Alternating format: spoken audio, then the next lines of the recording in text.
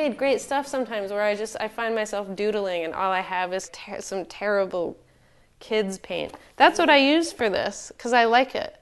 I use kids paint. I don't even know what it is. It's like tempera or something. It comes in these little plastic bottles by Crayola. And it's awful stuff, quality-wise. But that's what I use for my covers. Because I like struggling with it. I like how it acts. It's not smooth. It's not friendly. It doesn't, behave the way like paint does at all. But it works here. I just have it. I bought it for another purpose, and now I just have it.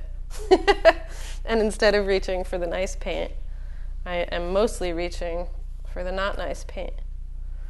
The only exception, I think, in this series is that I used normal, good acrylic paint there.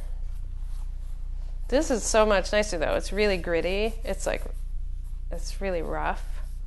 The thing I hate about acrylic paint is it's plastic, and it feels plasticky, and I don't like it. I was talking about constraints and limits.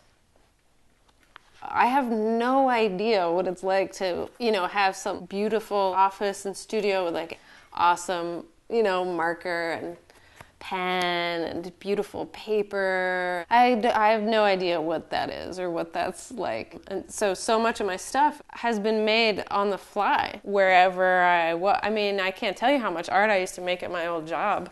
And that's kind of what I'm talking about. All I have is like a Bic pen and like a form. But I did this series at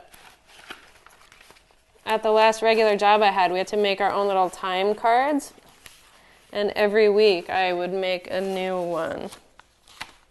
I would design a new thing.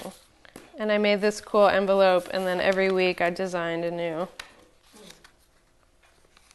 time card. Constraints are just built in. There are constraints for most people. And they tend to be beneficial. You don't need expensive supplies or a huge swath of time. You just need to want to do it and do it. There's so much you can do with like nothing. So a lot of people use as an excuse, just because they're afraid that they don't have, I don't have the stuff or the time or the studio. You don't need a studio. So many creative practices you can do with almost nothing.